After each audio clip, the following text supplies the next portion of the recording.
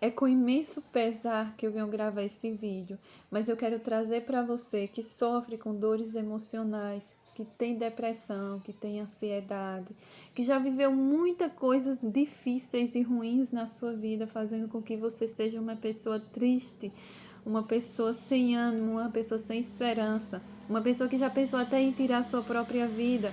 Eu quero trazer para você esperança através desse vídeo. Eu vou ler para você um texto do meu livro, que na verdade também está no meu e-book, Cure suas dores emocionais que paralisam sua vida. E no final desse texto, eu vou trazer para você 4 dicas importantíssimas que, se você colocar em prática, sua vida vai mudar.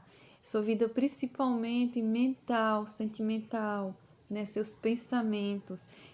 Você vai poder se destravar para poder entender que você tem esperança e que você pode, de fato, viver uma vida feliz e não querer acabar com essa dor que é tão grande a ponto de querer tirar a própria vida.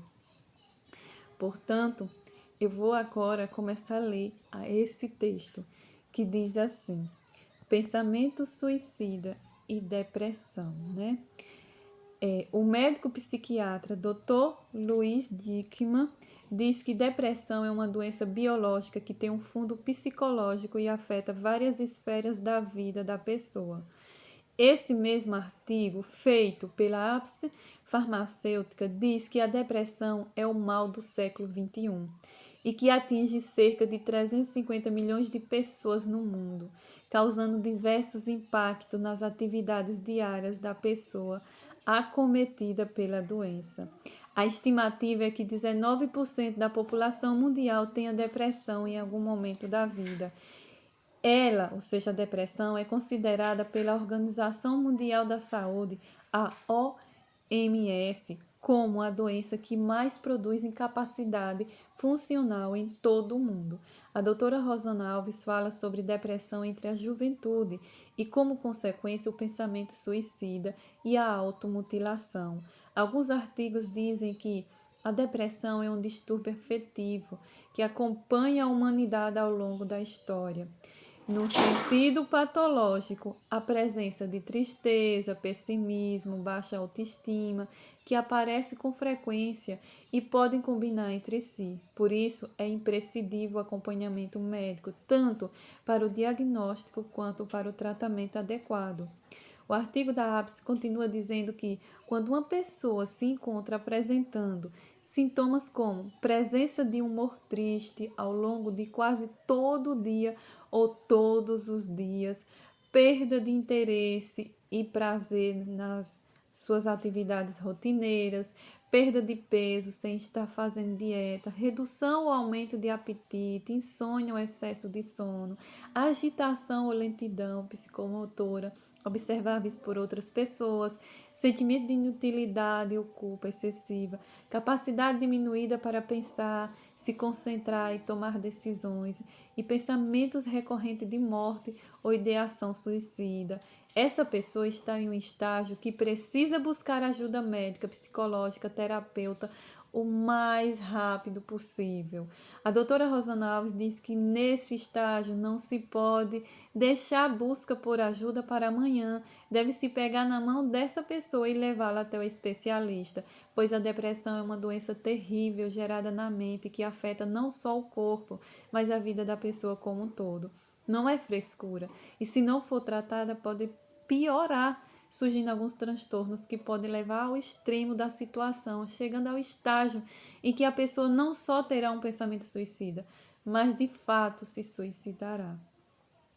Diante desse quadro, precisa haver uma conscientização e de generosidade por parte da família, da sociedade, para com qualquer tipo de dor emocional do outro, pois existem pessoas que passam por dificuldades que você nem imagina, nem sabe quais são os traumas que essa pessoa já passou na infância ou ao longo da vida, o que ela tem sofrido.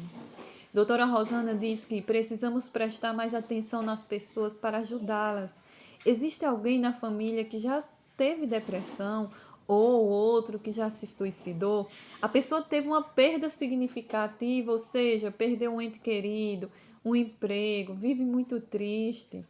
a pessoa tem uma doença grave de difícil tratamento, ela verbaliza sua dor de forma que já pensou em uma estratégia para o suicídio. Então, não espere mais, ela precisa começar o tratamento psicológico terapêutico o mais rápido possível. Deve-se levar em conta que os traumas deixados pelo abuso são tão terríveis que quando a pessoa passou por 2 ou mais tipos de violência na infância ou na adolescência, o cérebro apresenta uma erosão que os torna mais vulneráveis a vários tipos de doenças. Porque as perdas neuronais são grandes, o estado que os traumas deixam na pessoa é crítico, levando-a, inclusive, a ter dificuldade até de concluir o que começa. Ou seja, até uma dificuldade que a pessoa tem de terminar uma graduação pode ocorrer por conta de um abuso sofrido. Porém, a pessoa também tem que olhar para si com misericórdia. Apesar de não se acomodar com a dor, deve entender que esse é um passado horrível e que precisa ser superado, ser tratado. Um exemplo disso é a sexóloga Ariane Marques, que foi abusada na infância, mas depois que se conscientizou de que seus traumas estavam atrapalhando a sua vida, foi estudar como superá-los. E hoje ela usa a dor do passado, que não é mais dor, para ajudar casais a superar os seus traumas e a serem felizes. O que você pode fazer por você e pelos outros? Como vimos, nossas dores emocionais, nossos traumas que paralisam nossa vida são gravados em nosso cérebro através de uma pancada emocional muito forte, como por exemplo um abuso sexual. Ou pela repetição, tá ouvindo todos os dias que não é nada, não presta, não vai chegar a lugar nenhum, não vai ser ninguém. O cérebro guarda, congela e a pessoa passa a agir como se não tivesse valor nenhum, trazendo doenças emocionais e físicas para o corpo e para a mente. A cura para nossas dores também deve ser dessa forma, mexer com a emoção, terapia, e pela repetição de comportamentos certos, que são o autoconhecimento e o desenvolvimento pessoal. Através do conhecimento adquirido, colocar em ação em sua vida. Então, aqui eu trago agora 4 dicas de como você curar a raiz dos seus problemas emocionais, que não tratadas geram doenças físicas, mentais e até o suicídio. E interessante notar que no e-book eu trago 10, mas aqui eu vou trazer 4. Então, primeiramente, e a mais importante de todas, procure um profissional na área da terapia. É necessário tomar remédios se você não está conseguindo lidar com as suas emoções. Mas os remédios não vão curar a raiz do que tem gerado a ansiedade, a depressão, o pensamento suicídio, etc. A terapia, sim, fazendo assiduamente, vai curar e com o tempo você nem mais precisará tomar remédios. Segunda dica: invista no seu autoconhecimento. O ato de se conhecer, saber seus limites, o que você gosta de fazer, quem é você, etc., é importantíssimo. Conhecer-se é fundamental.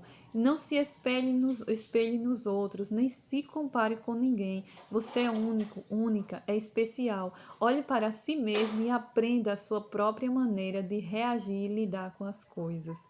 Indico o e-book Se Conhecer é Poder, seja sua melhor versão.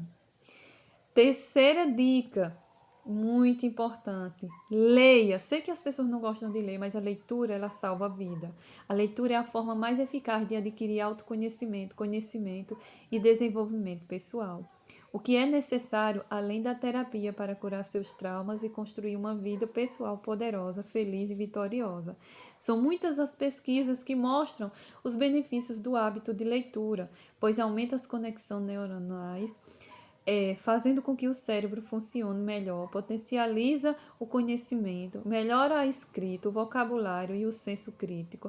A leitura aprimora a sua empatia, te levando a ter pensamentos positivos, críticos, amplia seu vocabulário, exercita a sua inteligência, estimula a criatividade e ainda previne contra doenças degenerativas geradas em sua memória ou em sua maioria na mente, e levada à degeneração da saúde gradativamente.